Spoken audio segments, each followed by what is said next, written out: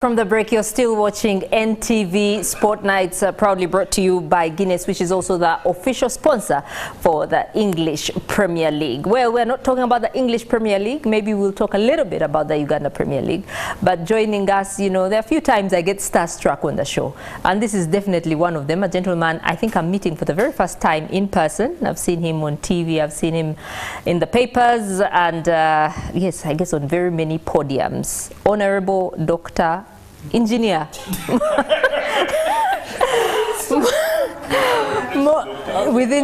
with Salongo, Moses Magogo, who really does not need an introduction, but if you're wondering, he has been a sports administrator and a politician for some time, and he actually represents Budiope East. Welcome, Honorable. Thank you. Engineer. And good evening to our viewers. I hope people are following, especially my people from Budiope East. He will translate for us. No, they understand English. They don't translate. Yeah, but it's a pleasure to be here. Okay, it's good to have you. I don't think you talk to the press that much, especially now that there's FUFA TV, but we're glad that you were able to come. Thank you. So, I will start with our panel, and let me first introduce myself. I am a Famako 1 graduate. Wow. Yes, I am. And when I came back from Famako 1, I told these guys that actually FUFA is celebrating 100 years. I think it maybe one or two of the Clive didn't know at least. Are you sure? Well, you seemed I was shocked that you knew. No, I think you've been starstruck for some time now. No, but I didn't know anyway, so I was very glad to do that course, and it really opened my eyes. So I will start with the panel first before I come to our guest. Andrew, FUFA at 100 years, what comes to your mind? I think every entity that makes 100 years is worth celebrating because companies or entities don't celebrate their first years, third birthdays. So when an entity stands still for 100 years through different upheavals, wars, change of governments, name it, and the fact that it's community-centric, there's a sense of ownership of the game. That in itself also gives it a good starting point. So the fact that we are here to witness the celebration in itself, for me, is a celebration. Okay, Isma, FUFA at 100. You know, growing up in many neighborhoods across this country, we all know football. You'll find kids kicking a ball. It's the ordinary thing we do. But it's until you grow up that you realize it's actually someone who regulates the game. Because my recollections of FUFA and football would first of all go back as a toddler, seeing Majid Musisi in Masaka, because I was barely out of nursery school. And for me, my relationship to football was actually that, SC Villa. So it's until I get to around 1997, 98, that I start to understand that there is actually a body that regulates the game. And perhaps I was helped, but the person who was in the federation at the time was from family, the Letwa Kakaire. So I started to interest myself in a bit more. That's when I got to learn of all the upheaval, even the things that Andrea stated. The ones that are political, of course, with every change of government, the way football has been treated has been very different. And in many cases, until the enactment of the rules, or call them the regulations, and I've also been on the other side of administration in 2014, the relationship between the people around the country and football was quasi. It was a relationship that is a bit like falling in and out of love. You don't choose when you fall in, and no one knows when you fall out. But it's not until, because when the law was passed in the 60s, there was no, the ministers to sign what they call a statutory instrument, and it wasn't signed until 2014. So the relationship between government and football was quasi. You choose when to relate and when you're not to. But for many of the people, I think when we think about football, you walk out probably from your office, or you go kick a ball, you're driving to work, or you're walking, you find kids playing, or yourself you play. It's just the game that is called beautiful that you play, that you don't even relate to the fact that Kabaka Daudichwa is the one who first said, let's set up something. Sekabaka, oh, my apologies. Sekabaka Daudichwa is the one who set up to say, let's have an organization that runs the game here. And of course, the game started in the central region. I've heard from people in Mengo, and the FUFA president would know, that actually the first pitch where the Sekabaka played football was where FUFA House is located. Wow. Yeah, that's where I used to come for his kickabout. So he would come from Bulange, walking of course with his entourage, the bambo and all, come and have a kickabout with people and walk back. Oh, okay. Clive, FUFA at 100. I'm going to take you back to 9 years ago, 2015. I was still a reporter with the Daily Monitor.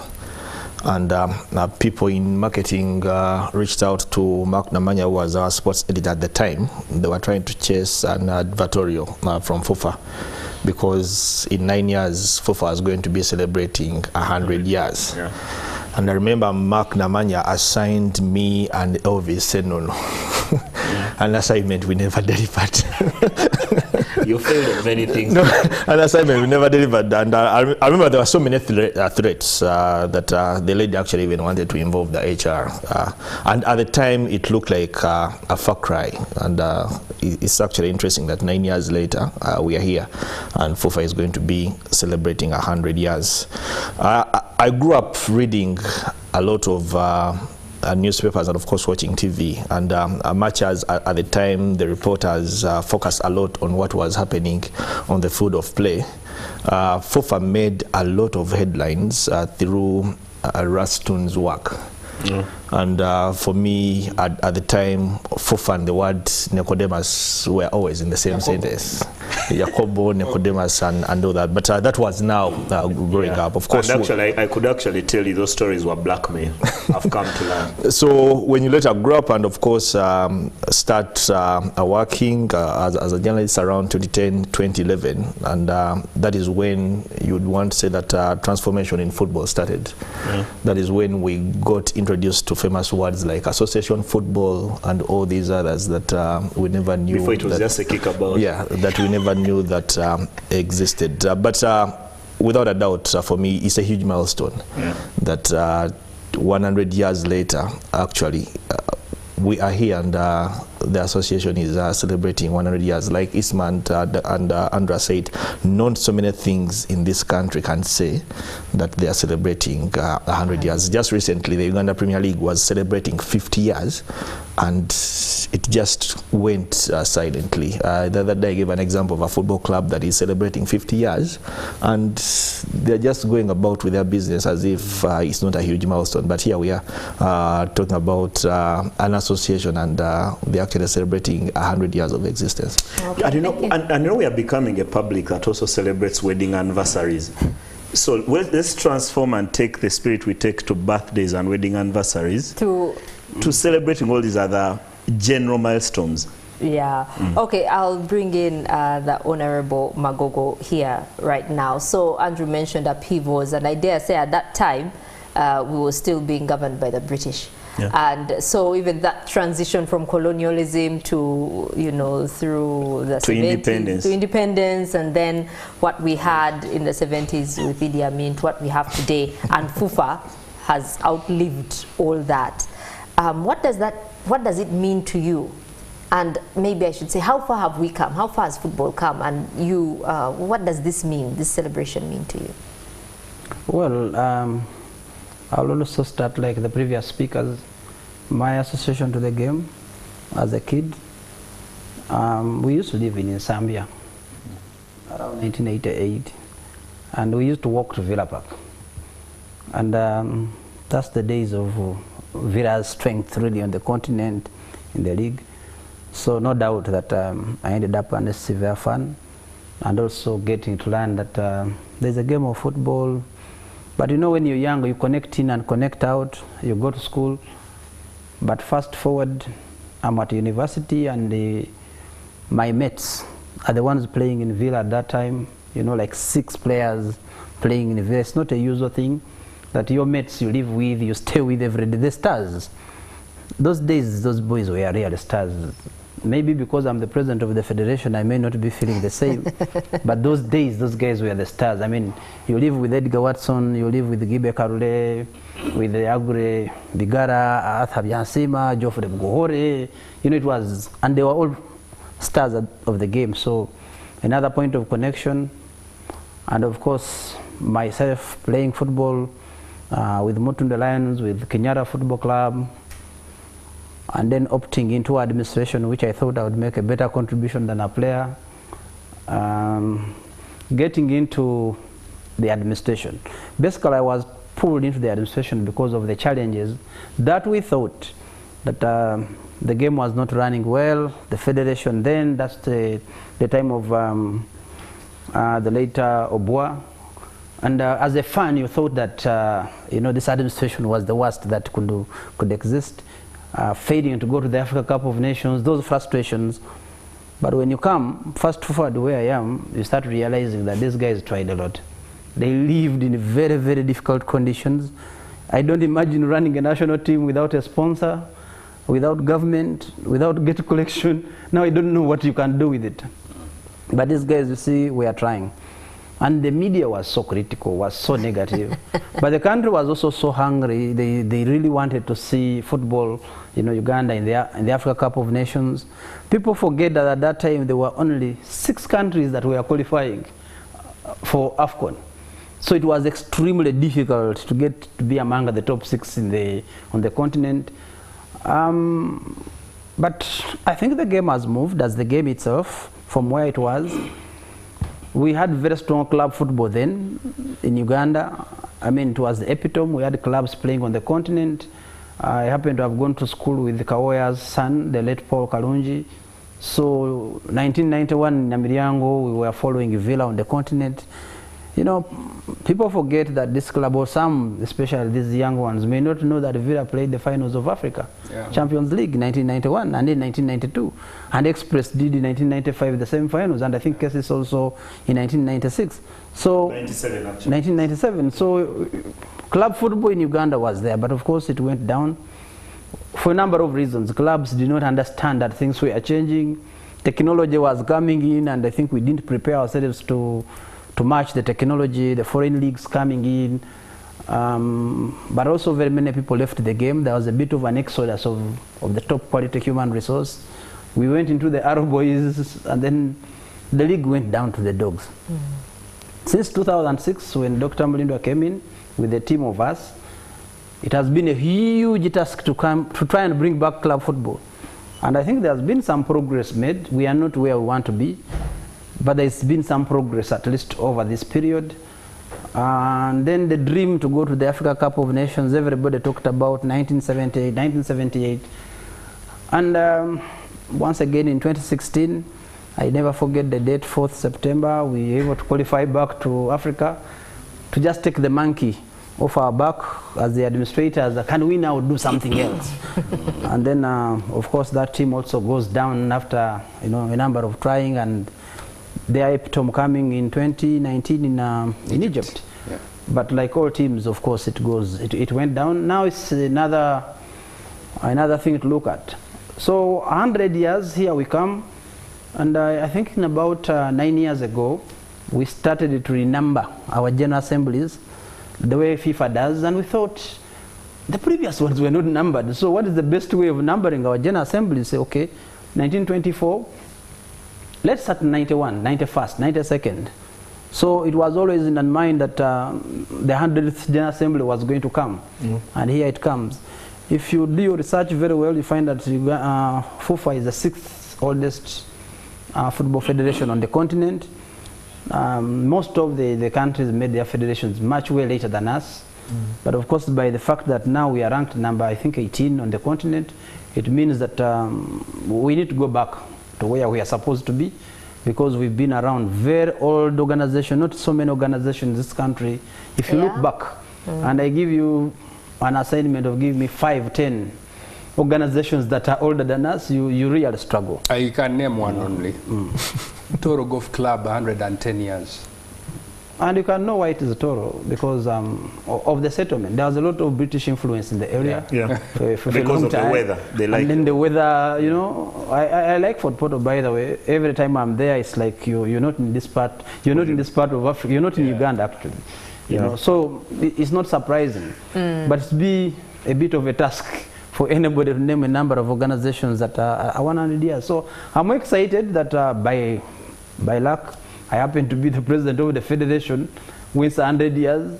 It's not an everyday thing, but we will try and celebrate it in the best way we can. So and remember when I was scavenging the internet, I also got to learn that Uganda had its first international game in 1926 against Kenya, named the Gossage Cup, that eventually mutated into the Sekafa.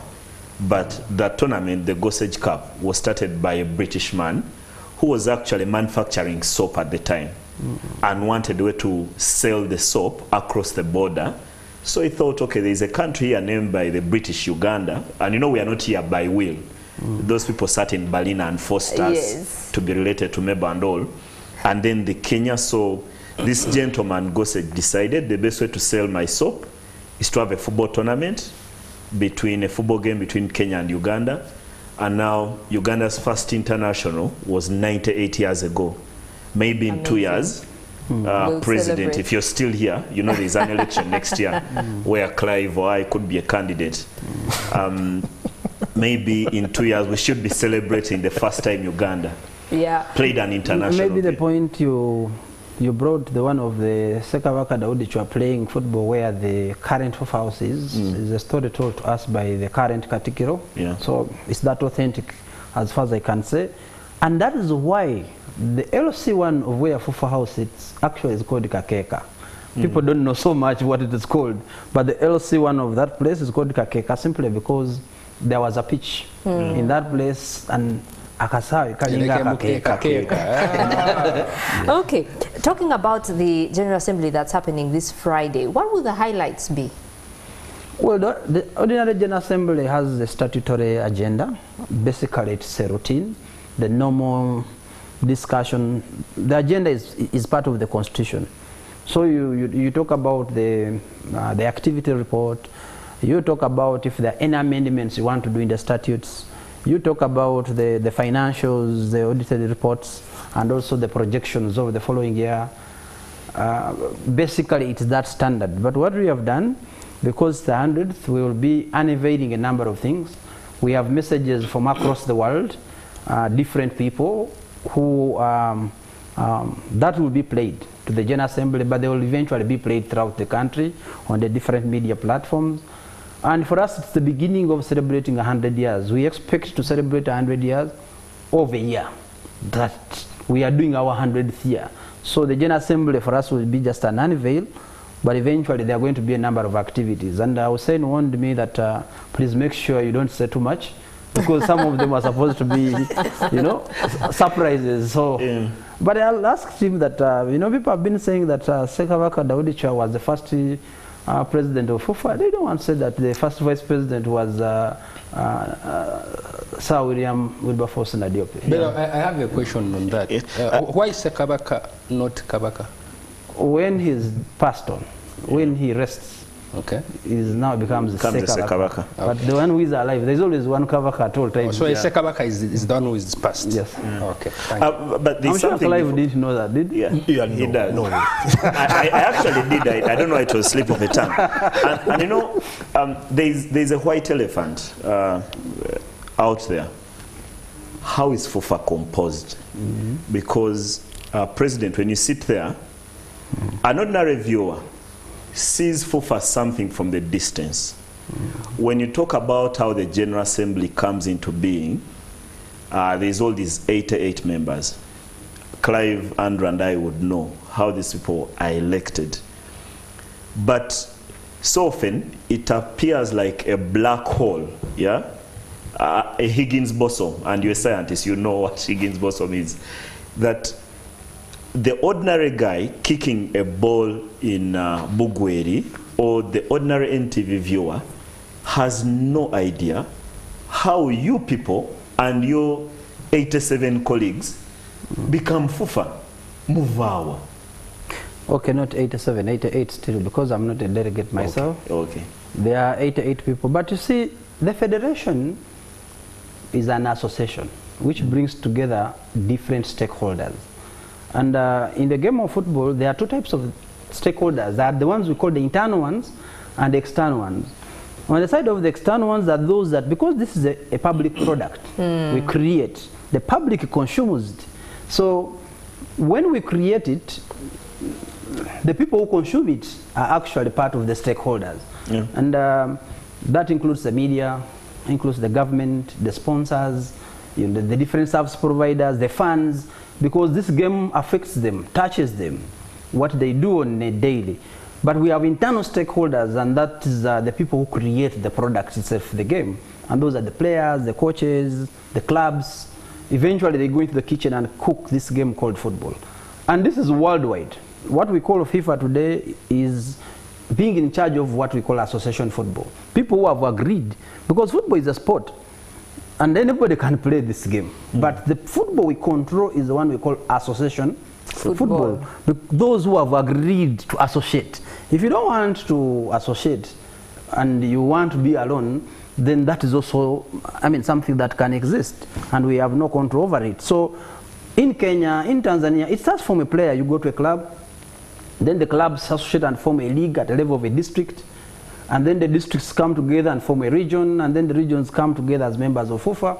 But then we look at special interest groups like referees, coaches, and then we also look at the clubs. For example, we have 34 members as Uganda. This keeps changing from country to country, but in Uganda we have 16 clubs of the Premier League, each is a member. Then we have 8 regions, each of those is a member and represented in the General Assembly. And then we have the special interest groups, I think 8 of them, and each of them brings about 2 people, and then the women leagues. So that's how FUFA is composed of 34 members, represented by 88 delegates, because some members have more than 1 delegate. Now, when they come together, that's the assembly which takes decisions on behalf of the federation, and that's the election of the executive, passing of the amendments of the statutes, things like passing the budgets, and of course passing the audited books of accounts. After doing that in Uganda, it's the same story done in Kenya, Tanzania, and eventually you have CAF and you have FIFA. So that's how we are composed. The beauty is, if you're a fan out there, how do they represent the ordinary fan in Fort Portal, in Bugweri, in Seguku? Because just to add on Ismail's question, and not since 2013 when you took office, even throughout the tenure of Lawrence Mlinda or even the late Dennis Obua, there's always been a lot of criticism when it comes to the decisions that are made at the assembly. And not only at FUFA. That's why they are described as potato growers by the former Minister of Education. But if you follow closely, it won't be only at FUFA. You will have the same criticism at CAF level. You will have the same criticism at FIFA level. I think the challenge is the comprehension. I think it's a comprehension, because the game of football has its owners. The owners are the people who go out and create. You have an artist who goes out to create an art, and that's a footballer. You cannot own that art. You can only consume it. That's why you either decide to buy it or not to buy it. There is no law in the country that says you must go to a stadium. You decide to go and buy the product as a fan or not. So at the end of the day, it's a creation of artists, call them footballers, by the people who support them, call them the DJs, by the others who support them, call them Abatimbe, Vipande, you know, the whole thing of, I'm using music as an example. So it's a product which goes out there. Now you, a consumer, you'll come and buy, and we love you. Without you, this product would be useless. That's why I said the fans are external stakeholders. Very, very important, maybe most important. But then internal decision making, when we are making our regulations, and that's why FIFA comes out, which confuses people a lot, what they call the third-party interference, that the internal people, you're supposed to take your decisions internally. There is FIFA as one party, and then there is a federation as another party. Now, any other decision, or which is done on behalf of the members, when the members themselves have not done a decision, that's what they call interference. But that does not mean that the federation should not be law-abiding. It should be law-abiding in all countries. You get what I'm saying? So I think it's a comprehension issue that there's a group of people. I give an example. Me and you, Andrew, we wake up and say, I'm faster than you. No, I'm faster. As long as running does not break any law, we go on the road and we compete.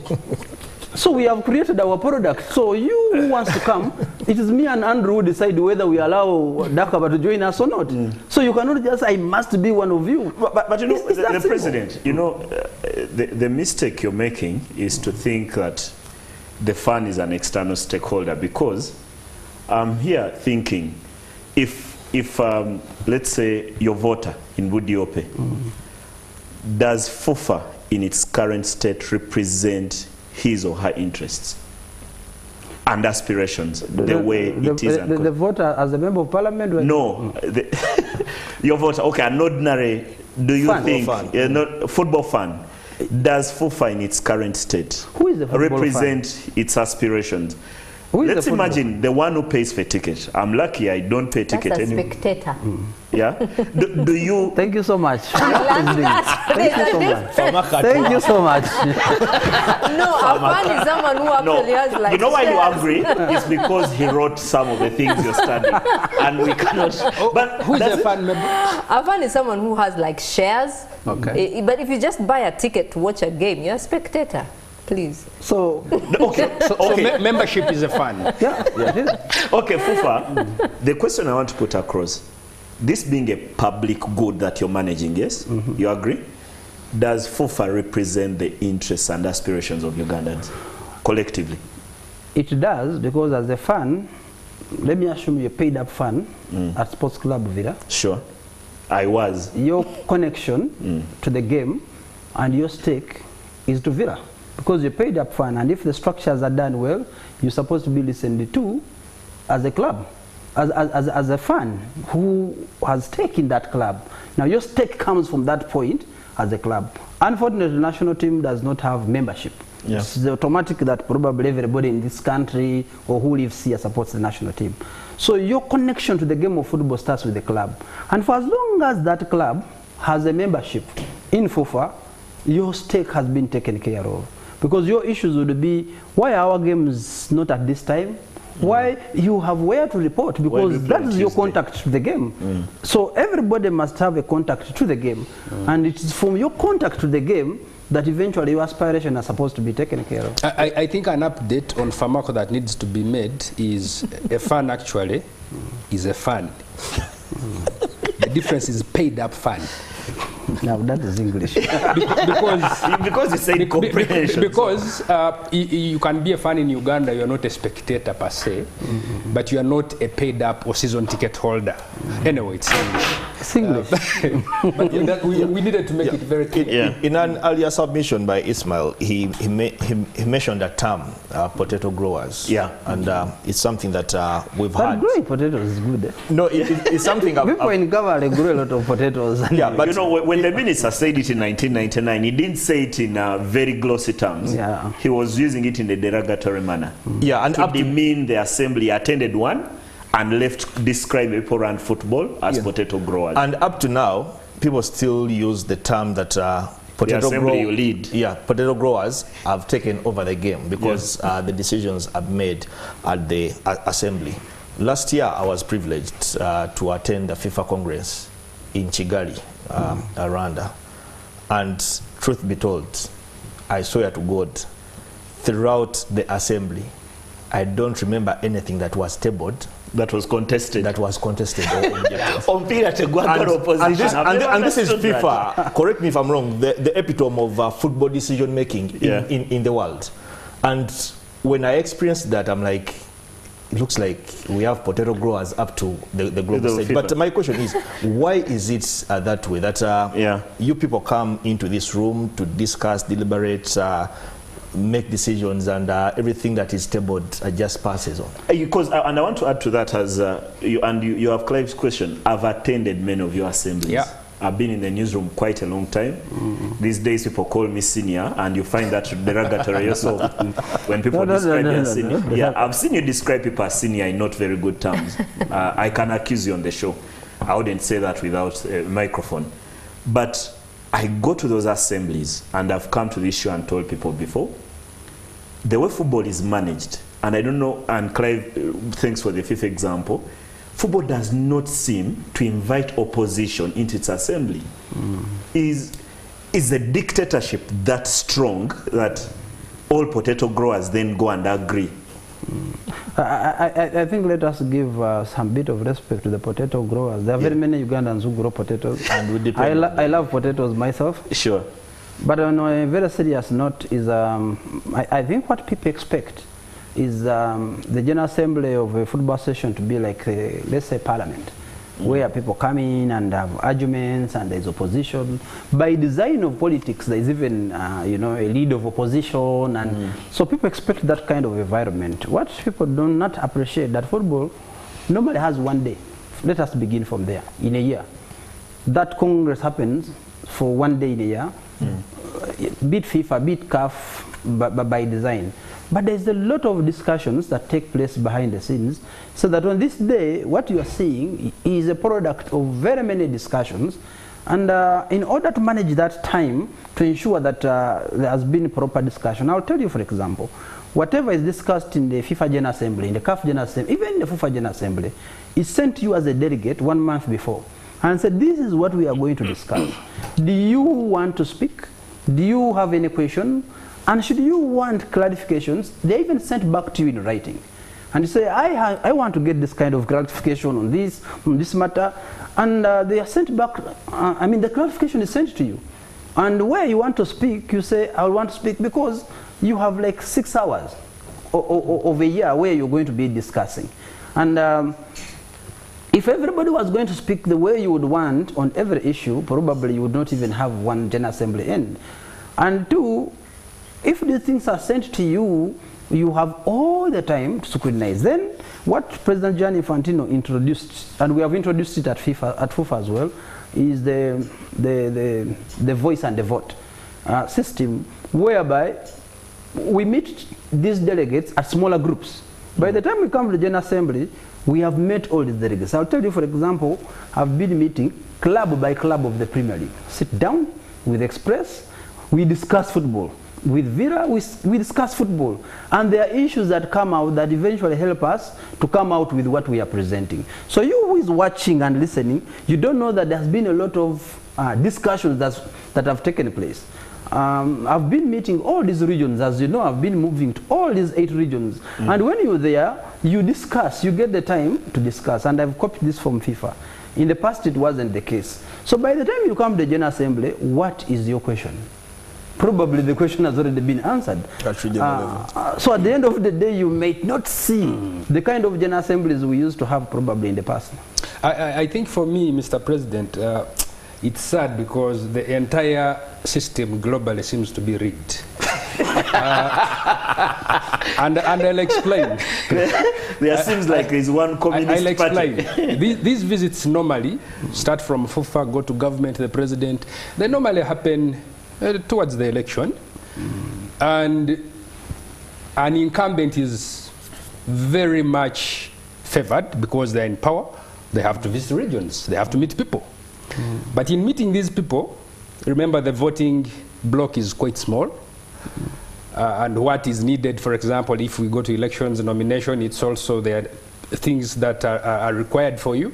So by the time you get to the event or the assembly, 1, you've influenced them by power of incumbency, even intimidated them, even threatened, perhaps, if you're not with me, I'll have someone contest against you. So by the time you get there, a Clive who is fresh, you know, excited, I'm going to take on Mr. President, he will be stopped in his tracks at the nomination. 1, he won't have his executive, or if he has it, He won't have nominators. On the nomination alone, he won't have the 8. He will get maybe a club in the Premier League. He will get maybe an interest group, or let's say a region. But now, if we go to the regions, there's this electoral code, I think, that was added when you contracted CEOs in the 2021. So previously, CEOs at the regional level. yeah, it was just the chairman of the region. Now, 2021, the CEOs get contracts from FUFA, their CEOs. Now, if a Clive says, I've been at KCA Bly, have the 7 years football, he gets a club, KCA maybe supports him.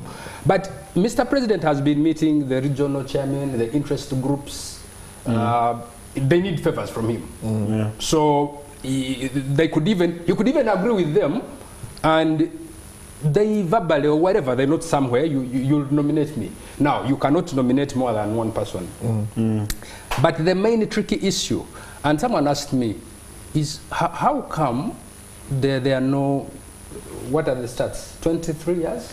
Yeah. 23 years. Okay, over 20 years. Over 20 years, yeah. We do not have two candidates vying, for example, for presidency of FUFA. Yeah. Normally, someone is stopped on nomination because they are lacking this and that, or there's always one person. So, in 2021, when the CEOs were contracted, now they are employees of FUFA. Now, Mr. President, you want to tell me the person you pay as FUFA is going to risk his... To append the signature there for me to pass, because if that doesn't happen, then I'm not being nominated. So in the end, you'll come clearly, tell the media and the public they didn't follow the procedures, or they didn't follow the process, and that's it. And you're clean when you say that. But when you logically look at it, on the law, maybe you have a point, but it's impractical. And at the end of the day, it will be you until you get tired and say now who is coming to replace me. Okay. I love and actually, adding to Andrew's question, doesn't it bother you that football does not have enough good people to stand for president? I get the question, and I'll try to summarize it. I don't want the question to be longer than the answer. So let me try to summarize it. You know, you're talking about 23 years. Yes. Yeah. Since there was more than one candidate. Let me give you another statistic, which is also mind-boggling.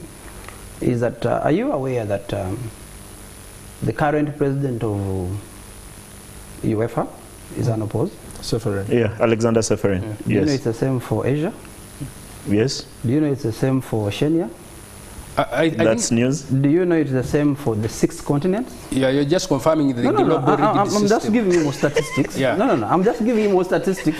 If I come to the answer, or do you even know for the FIFA president that in Kigali he was still unopposed? Yeah. Yes. Now, But we know how that happens, Mr. No. There's a way you manage your small group. I'm coming to this.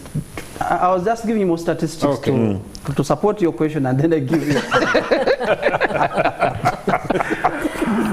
The thing is, every time you want to understand football as the normal, ordinary way of doing politics, that's where you get it wrong.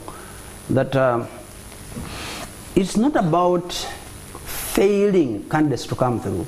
It is that the stakeholders, for as long as they are the ones with the decision to decide, and it's not the public, as long as those stakeholders are the ones with the decision to decide who the president is going to be, it is about how they understand the game. For you, you'll think that people have been compromised, people have been intimidated, but those people live with us. They see us. They appreciate what we are doing. So at the end of the day, it's them to take a decision. When people try to come up that they want to stand, let me tell you, for the case of Uganda, which everybody understands, the challenge is not failing to get nominations. And the challenge, Isma, you're wrong. It's not true that there are not very many good people. That is extremely wrong. We have very many people with the qualifications to stand to be FA presidents in Uganda, but they don't just find it right for them. It's their decision, because for you to stand is your decision. And 2 is that the voters themselves, they know where we are coming from, they know where we are going, and for them the decision is football. For you the decision, and maybe you don't like me, I'm just saying maybe you don't like me, but that's you, the person, the journalist, the fan. Now the person who is running a football club knows where football was in 2013 and knows where football is today. For you, when you come, you'll come with your emotions, for whatever you feel, for whatever you think, but the voter knows that before he became president, every region was getting 1 million shillings. Today, they're getting up to 50 million shillings. So for you are going to call it influencing, but the money is going back into the game to support whatever they are doing. So whether you like it or not, the voter stands up and says, okay, Andrew, you want, no, so let's say Clive, you want to stand. What are you bringing on table? At the end of the day, these people know us. Now, the problem is that the fans out there, they see us through the lenses, through the cameras. Now, the football people know us. Some of the people you think that are really very good in administration and everything, and they would stand up. Apparently, the football people who have grown up with us as players, as administrators, know us more than some people in the public do. So when you come up, they ask you, when actually they know you. And apparently before a camera, and everybody who is watching thinks Clive is the guy. He should be the guy. But the people who have lived with you know what your shortfalls are. No. So when you come to the point of the general secretaries in the regions, football worldwide is designed that the president and the general secretary take decisions on behalf of the members. Yeah. That's how it's designed. I remember, if you remember the days of the release letters. So you are not released until the general secretary and the president. Nothing goes to FIFA if it's not me and Edgar signing. It's a design of football.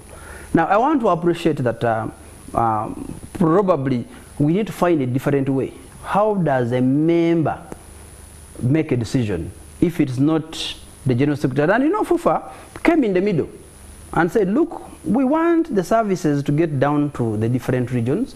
So we believe there should be somebody waking up in every region to come and work and let that person really get paid. And these people were actually not recruited by FUFA. They were recruited by the regions. They became automatic employees of FUFA, and we do the payment of their salaries. So I want to listen to you and say, well, if somebody thinks that's the challenge, okay, let that be changed. If that is what brings fairness. I'm telling you, people will still not get people to nominate them. I can guarantee you. That is not the excuse. You know, I've written extensively and been able to attend many of your assemblies, and I've written extensively about that electoral code passed in 2012. And the first thing, President, agree or not, I read it, the first thing I found, it's unfair. Okay, we're going to take a quick break. I'll just read a couple of messages.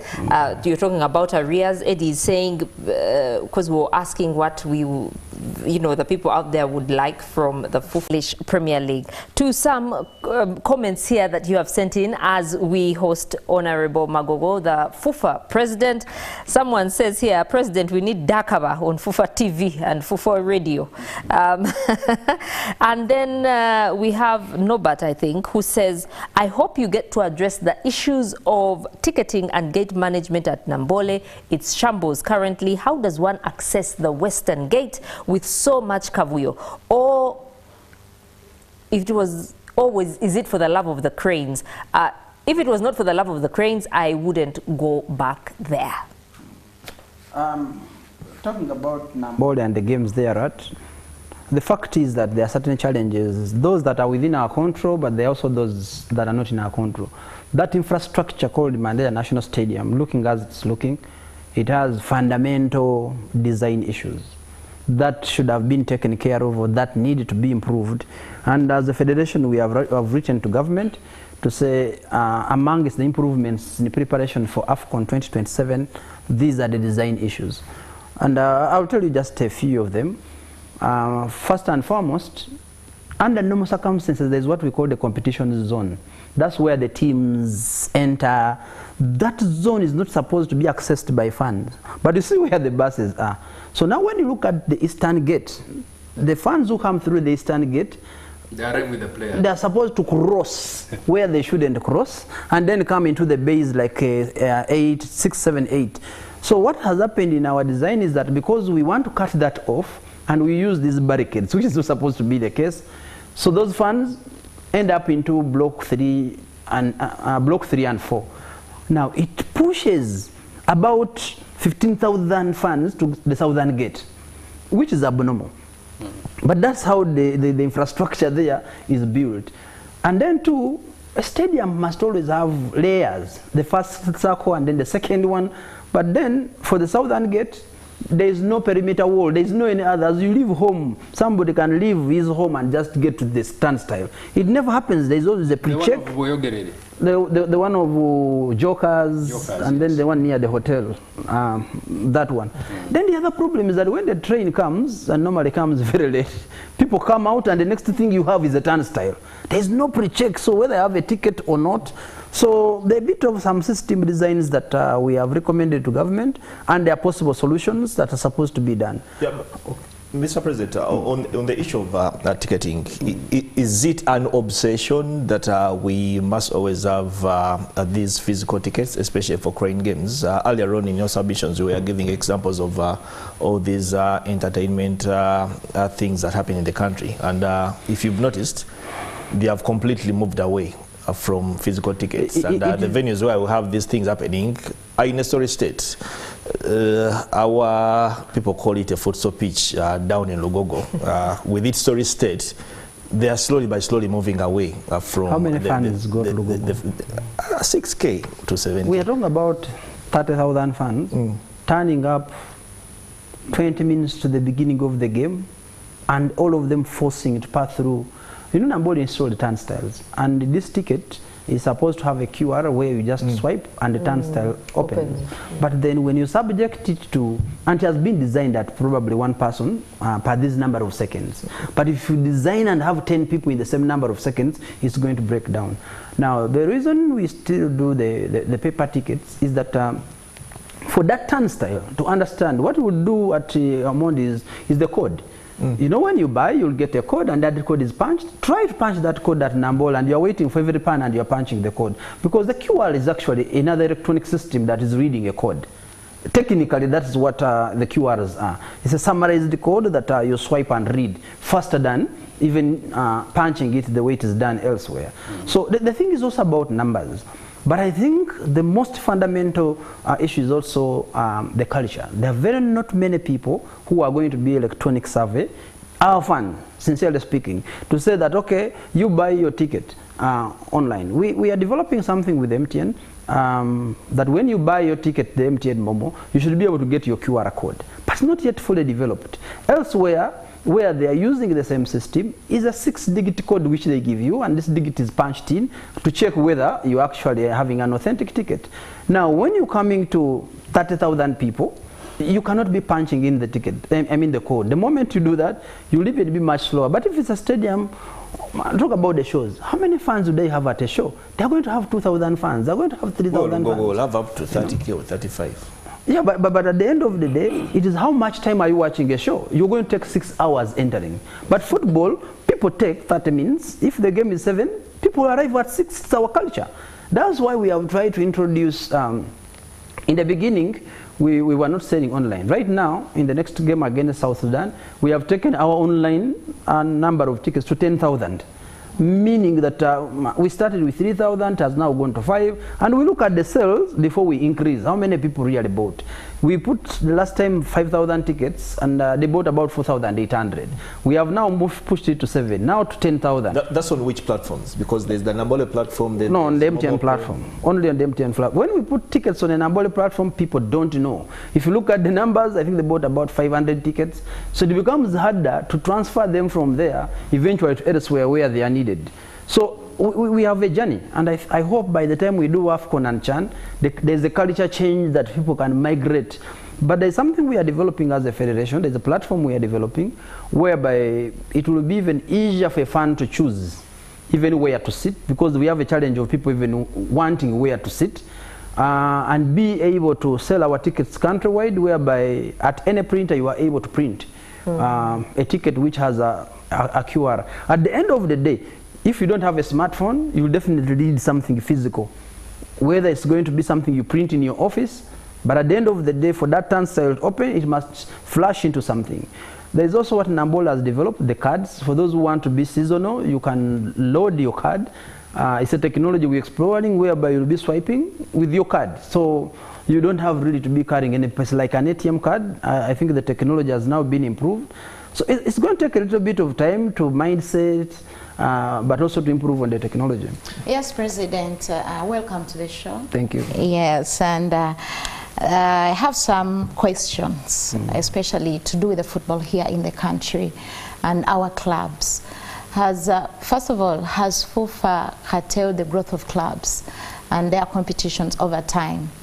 Because we are seeing there is a lot of amateurism in club football. And also, how do we prepare our players for the big stage on the continent? How can you kill your own child? FUFA, I told you, is a membership of 34, and the clubs are 16. So it cannot be FUFA curtailing.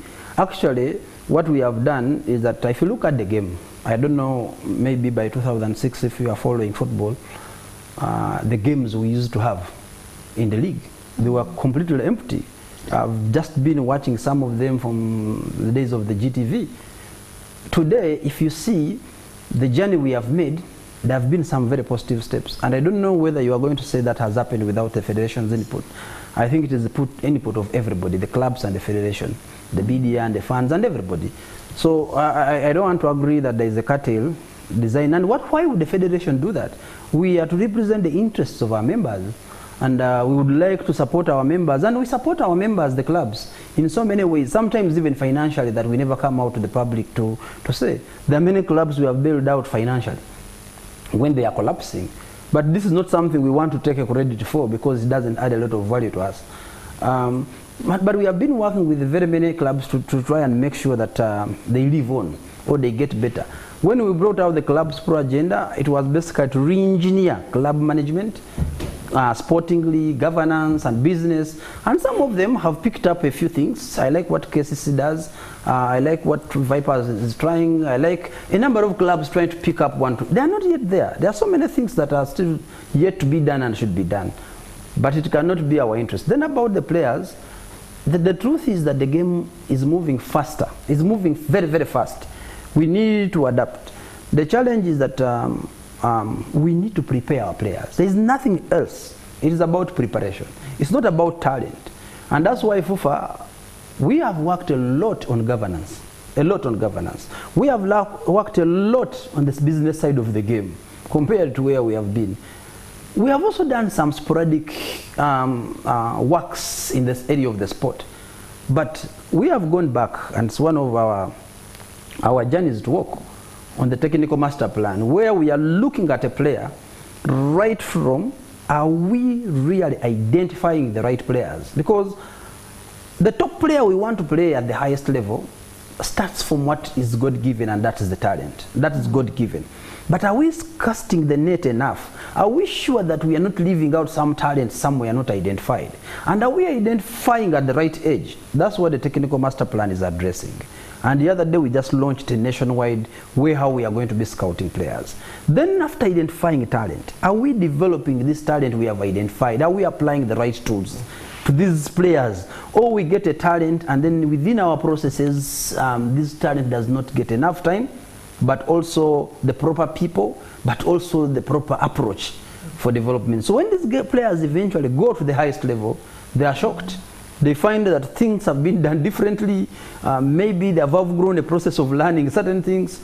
So it's a lesson we are learning, but with the technical master plan, we believe that we will address that as well. On the issue of talent identification and nurturing, I understand that very soon FIFA is going to be starting a program where they help member associations establish or start up these academies and all that, where FIFA will help them, will support the member associations with the personnel and all that is needed. Of course, on the African continent, they will start with a few countries. My question is Uganda one of those few countries that FIFA has identified that they will be starting with? Because I feel it is an area that will answer most of the challenges that we are facing right now with talent identification and nurturing. Yes, Uganda is one of the countries. We happen to be doing a number of things, a number of programs that FIFA gets interested in, including this technical master plan we are talking about. Has excited the FIFA a lot, and they have given us a lot of support financially and also technically, specifically for the talent, for what they call the talent development scheme, the TDS, headed by Arsene Wenger at FIFA. And I know that they have already done a piloting with some countries in Africa, Tanzania being one of them. And we are in the second phase where Uganda is supposed to be taken up. But they are looking at what is inside this technical master plan to be able to fit in. Not, and you know, FIFA these days, every country does its own tailored program. It's not like in the past whereby there was the same program for everybody. In this new FIFA administration, every country does its own program, and their support fits into your program, not your program fitting into theirs. So I believe with that support, it will just fit in. And when I talked about technical master plan, I only talked about identification, development, but there's also a new whole coaching philosophy that is coming up, and also the application of science and technology at the professional clubs. So there have been some bits of gaps that we have had. And I believe with this plan, we'll answer the question she was asking. For me, Mr. President, I just want us to finish that, the electoral code thing, because that's something that comes out every time there's an election. And these stories come out, people need to know exactly what happens. Now, I've understood the rules of the game, what you must do and all, especially so you need the 8, regional chairmen and the CEOs, you need the interest clubs, 8 as well, and then you need a club in the 16, UPL. For you to get that, you must have served also in football for 7 years. Now, that could be football anywhere, right? For example, Clive would qualify. Would he? No. He wouldn't. No, he wouldn't. Okay. He wouldn't. So serving in football means what? In some capacity. Aren't I serving in football as a journalist for the last 10 years? The code is very clear. It talks about which capacities of serving. Okay. Everybody would then qualify. It's just like saying everybody played football. Andrew, you played football, didn't you? I still do. You still play football. Yes. But so the 7 years, what do they mean? No, you know what we have even done in the last General Assembly? We have actually toned it down to 4, to some of these regulations. 4. We've toned them down to make sure that probably there are many suitors who would wish. And that's one thing we have done since 2012 under Dr. Mlindo, when these regulations have been done. The only change that we have applied is right now to only make it easier and softer for people. But you must also appreciate the spirit of the lawmakers at that time. What they were trying to do is that this game needs people to come and serve it. If you want to come and be the president of the federation, serve the game. In whatever capacity, serve it. The leadership eventually will come and lead the club. Understand, give us your time, give us your money, give us a number of things that will come out of you. So by the time you want to go to the top, people will have seen, we shall have seen you saying, actually, Andrew, I think is now ready. Maybe you can take over the game. So, which I don't find anything wrong, because it's the same in the Catholic Church, it's the same in every group of people. You will find, you can't go to Kampala, to Uganda Muslim Supreme Council and you just go. I mean, you must have been at least somewhere in some position, because that is the epitome. Today, I could take a decision that can be disastrous for football in this country. So by the time you get that kind of level of authority, you really must have been through some trials. I've seen very many wrong football decisions out of emotions. We are all human beings and we have emotions. When a club gets up and says, I'm going to play my game in Barifa, and it happens. And I want to say, since that time, I've not seen the same express we saw. Then, sometimes when you're in these positions we hold, you must be very careful not to take certain things. So it's not just about titles, but it's also about us who love the game, the people who are investing in the game, to see that by the time we are handing over this responsibility and we listen to you and we follow you, really you have demonstrated, seriously demonstrated, that you can be a person at that level. Let's close it, Mr. President. Now, on that specifics, I'm talking about, because the election is coming up next year. And my point is not that I don't want Mr. Magogo in. I want it. Okay. I want it to be open for anyone who wants to serve the game. So if the incumbent has all the access, I mean, the electoral commission is at FUFA. You can say by law you're not supposed to do it, but you have access to whoever is making decisions at FUFA. You could have even nominations. You could secure your nomination 6 months, 4 months earlier. So for me, and once you secure that, then that person can't nominate me. They're only locked in for you. Have you thought about having an independent electoral commission whereby FUFA is not involved at all? That could be done by NCS or any. You know, the next thing you're going to ask is, have you thought about having a speaker? No. No, I'm just giving you... I'm sticking to that. I'm not asking another thing. We have had these recommendations. But at the end of the day, football is run a certain way. And let me tell you, in Uganda, we even talk about the electoral committee. But let me tell you what happens at FIFA and CAF. The returning officer is actually the CEO, the general secretary. If you've been there, it's the general secretary who conducts the elections. It's Edgar Watson who conducts the elections at FIFA and at CAF. Not just about Magogo. This is how football is wired worldwide. Let me come to your point. You know, it's not just about the independency of the electoral committee. It is about the members. Do they have an opportunity to take a decision? Are they empowered to be independent? Exactly, yeah. The electoral committee is empowered.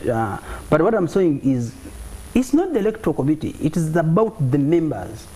And if you don't know how the electoral committee comes in place, it is still accepted by the members. There is no way the executive comes out with the electoral committee. It is still the General Assembly by design that is supposed to pass that electoral committee. If the members really don't want the president, there is no way they are going to accept that this is what we want to go to. Now, for me, I think if you look at it, Andrew, is that even the time we have spent on the show, have you noticed that 70%, if not 90%, we are talking about elections and administration? We are actually not talking about the game. Actually, have you just noticed? I think I'm just asking. You and I can agree that we rest in peace that the system is rigged. Okay, I've got to read a couple of messages here, and we'll do a bit of rapid fire because there are a number of questions for you, Mr. President. First of all, a number of people are talking about increasing the prize money. So if you can answer in like 30 seconds or less, because there are many questions. Commercialization of the game, because for the time you've been a part of FUFA, you've spoken about the commercialization of the game with a lot of pride. Yet the stakeholders, actually the internal stakeholders who are employed by this game are not happy because at the end of the month or something, they rarely walk to the bank smiling. First of all, I'm very proud that from where we started, I became president. That's the fact. And the annual turnover of the federation was 4 billion Uganda shillings, and it's now about 40 billion Uganda shillings. So there's no, I'm not going to take credit for that. Multiplying the turnover of an institution 10 times. There are not very many institutions in this country that run such a turnover. Again, you can do research. But to come to prize money, to be more specific, is that people get it wrong. First of all, the game, the money going into the game must be made by the game. Is this game making enough money to be set aside? Where prize monies are big, it is the game has made the money. The league itself, how much money is the league making? The league is making, if I can summarize the revenue, it's not even $1 million. And this money is actually shared by the clubs, and I think the costs that go off pay the referees, and all of it. There's no money set aside from the sale of the league that goes to prize money. So as the federation, we said, okay, from our other sources, which are not from the sale of the league rights, can we get some money such that it can be broken down? And it's very little money. We want to increase prize money, but we must only increase it. There is no pot in FUFA where you just go and get some money and say, here I am, I want to increase prize money. The league must be sold, must be packaged to make sure we make more money. And if we make more money, we shall say 10%, 20%, is prize money. Let me say we have made $10 million as a sale of the league rights, and we said $2 million is prize money. I've seen so many people come up and say, FUFA, how can you do this? The option is nothing. The option is giving nothing.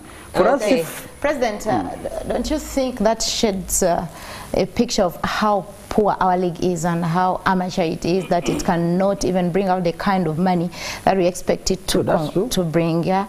And does that mean that I mean, will that make our league competitive, even when we go elsewhere, or maybe we want to sell it to the people? Because people will ask, what are you selling to us? No, but it's an egg chicken. What comes first? Is it the egg or the chicken? The chicken. At the end of the day, we need to invest money for the league to be the league that we can sell to make money. And you know, what makes the league? Let us go back. It's not the image of the federation. What makes the league, the brand of the league, because what we sell are brands. The value of a brand, if I walked to any sponsor, they will look at the value of the brand. Today we have brands we are selling at FUFA and they're making money. And that's how we are able to generate this money I'm talking about. Now what makes the league a brand? It is the clubs. The composite brands that are in the league. The reason people follow the English Premier League is not because of the English Premier League, it's because of the clubs that are in there. And until we build brands at club level, and this is what we have been trying over years with the Clubs Pro agenda, that guys, you need fixed governance, because we have had clubs with, you know, sliding governance issues. Until you fix ownership, and you think you have had FUFA serious on ownership issues, on governance issues, until we fix the way we conduct business, the way we do our events, the way we communicate, until we fix the way we do sport. And that's what we are doing with the Clubs Pro agenda. And I'm telling you, the overall revenue, apart from the sale of the league rights, for the league has been building. There is now more revenue being gotten from gate collection across the whole league. There is now more revenue being gotten from a few club sponsors. There's a time when there was no club in the league that had a sponsor. A few years ago. Now, we are not yet there. And we know we sold the league rights of the broadcast, which is supposed to be the main source of money, for 10 years. And By the way, what were you thinking? there was no other option. It's not about thinking. How is it going? Well, that's not what we want to do. That's not what we want to get. For sure, I'm not happy with what we get with this league. But you had an option that you either take what is on table or nothing. There was only one offer at that time. Maybe today there could be a number of possible offers. And maybe it's because of the work which has been done by the current broadcasters that now there is a bit of value that we are talking about. So it was not the best deal. If I had another option, probably. But the other option was nothing. Okay, there's a suggestion here that some of the things that FUFA can do, leverage social media and provide content, for instance, creating an X account for the Women Elite League. It exists. Well, and then someone is saying introduce a world-class maternity package for women footballers. Okay. Maternity package, I guess, if they go away. Then someone is saying finish Kadiba Stadium. Maternity package is that every player in the FUFA Women's Super League has medical insurance, which includes maternity. It covers maternity as well. So, and also the regulations have been done that when a professional player gets pregnant, this is information, the contract, the player is supposed to continue to be paid, whether he's playing or not. Yeah, you know? that's good. So, yeah, there is some work done. About Kadiba, I believe work is being done, and it's one of the training centers for Chan, which is going to take place in February. Okay. So there's a lot of work going on, and when that is done as a training center, it will still be very good for some of the league competitions. Okay, someone is complaining that the building is old. Can we get a facelift? And that is Bule John. I think he's saying the headquarters was built when Chamuzi was still MP. Which building? And I think the FIFA house. The main one. Well, then someone says, can there be marketing? Can you market the soccer players better, because some of them deserve to play in Europe? And yes, someone is saying again, selling points, increase the selling points of tickets for Crane games. You know, some of the people commenting, we have to read through the comments, which is okay, but some of the things they're talking about have already been done. Talking about the facility of FUFA, the building, you may not be aware that this administration actually added a floor and it redid the whole building to look the way it's looking. But talking about the tickets, we have increased. Tomorrow there will be an announcement. I don't want to break down what they want, but I'm very sure that in what will be announced, they have increased on the number of selling points. to make them more accessible to the fans. And we'll leave that for the announcement. Okay, as we have to end shortly, do you feel you've done enough for football, Uganda football? No, I haven't done enough. I want to do more. And also, President, before you go I want to do more because for me, it's football. Football for me is the passion. It is something I do, something I read, something I write, something I play for passion. Yeah. So, and you know, passion is something you do, not necessarily expecting what you get back. But I believe that I've made a contribution, a huge one. But I believe that there's a lot to do. I want one day when I'm 80 years old and I'm watching Uganda win the World Cup, just be sure that I made a contribution to that. President, there is this one, on a personal level. Don't you think the issues with tickets, the start of FUFA TV, and a travel ban are big enough, a big enough dents that should compel you to resign? You know, when we brought Coach Put here, let me just give you an example. People had all kinds of excuses. I don't know match fixing. I don't know these stories. It is the output. At the end of the day today, people are telling us, you people, you are going to lose our coach. Now it is their coach, which is okay. You're supposed to be judged by the output. Judge me by what is my output in terms of governance. Have you heard of this federation for all these years without any wars? We used to be characterized by wars, and they were generals, they were media generals. This Andrew here was a very serious media general at that time. No, now he looks a bit rusty now. You know, but that time, you know, there were media wars and they were generals. But today as we speak, to keep the question, today as we speak, there's some piece of, for us to do work. There's a bit of, we did governance issues. In terms of business, we've just been talking figures here. Yes, there's a lot of things to do, but there has been a lot of work done. In terms of sport, that's why we are coming. But to be more specific with your question, you talk about a travel ban. What about it? I'm able to be anywhere I want to be, when I want to be. If you ask me not to come to a place where I don't want to come, or I don't have interest to come, then I don't find that a challenge. By the time the bans we're talking about were applied, I've had the US visa for over 2 years and I never used it. So for me, it's not really the biggest challenge. And administering, I want to give a due attention to the lady's question because I think she prepared and read and wanted to ask the question. Okay. Hold on. We are under a lot of pressure that we go to the greatest of all time. So I'm going to ask President Magogo, who is the best Uganda coach you can relate with and maybe the best Uganda player? The best Ugandan player currently or in the past? Or ever? Any. The greatest of all time. Uganda's... We have Omondi there, Onyango, Oki, Majid. And this is my personal opinion. My Uganda's greatest player ever is Majid Musisi, without doubt. I saw him as a child. I lived to see. Well, there have been so many great players. I didn't see Philip Omondi, but I saw Majid Musisi, I saw Paul Asule, I've seen Dennis Onyango. These have been great players, but I think Majid was extremely consistent. That every day he walked on pitch, whether it was a training, whether it was a match day, you would expect a multitude of goals. In terms of the coach, if you ask me, I would still say Paul Asule, the late, because without so much training and the kind of the modern game we talk about, he really made football look very simple, the way he coached it, and I think he should have lived a little longer. I'm sure that if he lived in this generation where there's a lot of value addition to the way teams are prepared and motivated and a number of things, we would have had a great coach, and you could still see the players that passed through his hands up to today. But if I move fast forward, I think Coach Put is doing a good job amongst the current coaches. I've worked with Coach Mitchell, I've worked with the Sabri, but I think Put is he does a lot of working more than talking, and I think that is for me very, very important.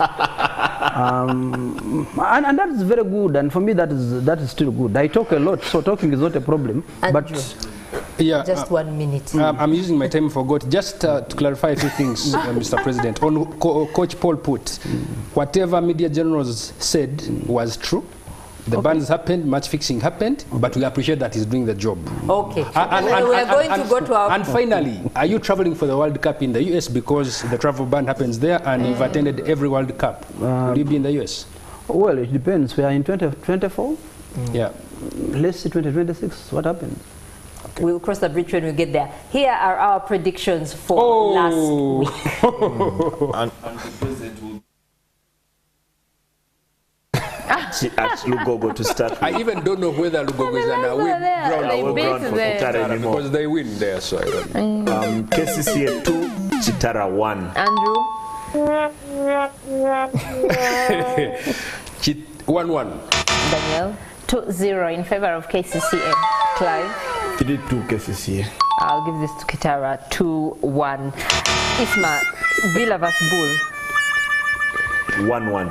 Andrew? 1-1. Daniel? Villa 2, Bull 1. Clive? Villa 3-1. I'll give this to Bull. 2-0. Newcastle vs Manchester City, Isma. Newcastle 2, Man City 3. Andrew? 2-1 City. Daniel? 3-1 City. 4-1 City. I'll give this to City. 3-1. Man U versus Spurs, Isma. Man U 3, Spurs 1. Andrew? United 2, Spurs 1. And it's the last time I'm giving them You're defending your ex tomorrow. Daniel? Manchester United 1-0. Tottenham Spurs. 1-0 United. I'll give this a draw. Maybe another 0-0 draw, probably not. Maybe a 1-1 draw. Isma, Atletico versus Real Madrid. Atletico 1, Real Madrid 2. Andrew? Atletico 1, Real Madrid 3. Daniel? Same score. Madrid 3, Atletico 1. 0-0. I'll give this also to Real. 2-1. And finally, in Germany, Bayern Munich versus Leverkusen. This man hasn't lost any company, has he? No, he hasn't. He hasn't. And Leverkusen have lost this season in their long unbeaten run. Started early. Bayern 2, Leverkusen 1. Yeah, we are going with this man. That's not a good sign. Bayern 3, Leverkusen 1. 2-1 Bayern. I'm also giving this to Bayern. 2-1. Yes, we have Honorable here, and we are glad that it's now your turn to speak with a lot of confidence. So I will start. Bright Stars versus KCCA. 2-1 KCCA. Andrew? 1-1. Daniel? 2-0 KCCA. Clive? 3-1 KCCA. Sadati Anaku to score in his second debut. Okay, and Isma, you said you were going with the president. Okay, I think I'll give this to KCCA, maybe 2-1. And then Honorable, Porto versus Man United. I don't do foreign prediction. You can do on behalf of Isma. No. That one I pass. No, but we agreed. I'll do. I don't even watch. So what am I predicting? So did you throw away your judgment? What's your prediction? Porto 2-0. Okay, 2-0. Andrew? Porto 1-0. Daniel? 1-0 draw. What's the fixture again? Porto versus Man United. Porto 2-1. Okay, I'll give this to United, maybe 1-0. Honorable, Express versus NEC. 1-3 NEC. Andrew? 2-1 NEC. Daniel? NEC 2. No, NEC 3-0. Express. 3-0 NEC. I'll give this to NEC also, 2-0. Honorable, Vipers versus Villa. Hey. 1-2 Villa. Andrew? It's me. Yes. 2-1 Villa. Danielle? Villa 2, Vipers 0. Clive? 3-1 Villa. Katimu kanafu. Vipers has disappointed me also. So Retire. He retired from United. 1-0 draw. And then you said you don't follow English football, but I don't maybe even know the players European. in those clubs. Arsenal. But, so he's asking, what did you do with your jersey? With the United jersey, No, you threw it. I put it away. I gave up on European. football. Let's go to Europe. Arsenal versus PSG. I don't know even the players in these clubs. It's my Arsenal PSG. So Mr. President is a politician. There was a picture of you, I remember. I did at Old Trafford. Etihad. No, I did support Manchester United. That's a fact. I followed a lot AC Milan, but I gave up. I now follow Ugandan football, and that's, if you ask me, Ugandan football, I'll give you a Even up to the 3rd division? Yeah, 3rd division, if I've watched the teams. It's very wrong for you to predict where you really don't even know the players. If you ask me to name players in any club in the Premier League, I wouldn't give you 2-3 players. So. Can you imagine there are people who believe you out there? Okay, Isma, Arsenal I don't. PSG. Okay. I don't. Arsenal 2-1. 2-0. 0-0.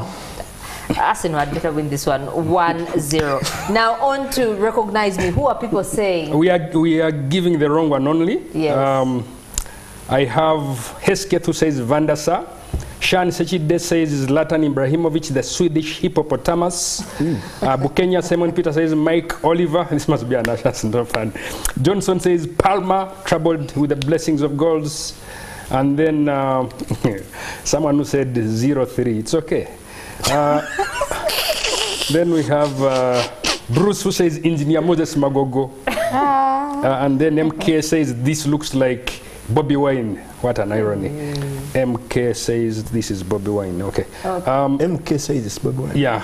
Benny Gazige Javis says Henry Kitegenyi.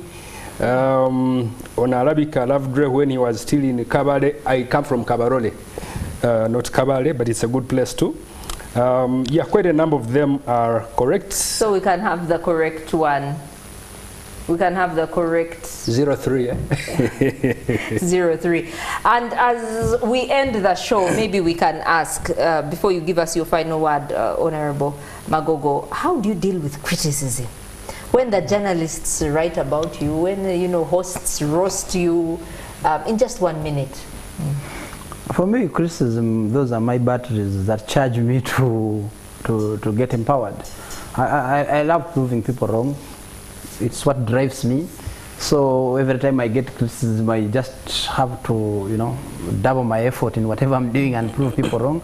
And I enjoy it. I've enjoyed many of them. When people have criticized me and what they have criticized has come out to be that I was right, I was correct. So for me, that's my motivation. And I don't take things personal. By nature, I'm a person who, you find me arguing with whoever, and then the following day we having cake and fun. But that's by nature. Yeah, but maybe Mr. President, your people struggle to deal with criticism and they end up taking things personal. How do you plan to... Some of them block. It's my people, but the question was me. Yeah, but then so now are you asking me these about people my represent the president of FUFA, and they really struggle to deal with it. Mr. President, well, I try to teach people to say, guys, when you're in a public service, people criticize, pick out the positives, use them, and it's like stones when they throw them at you. Use them, repackage them, and throw them back as cakes.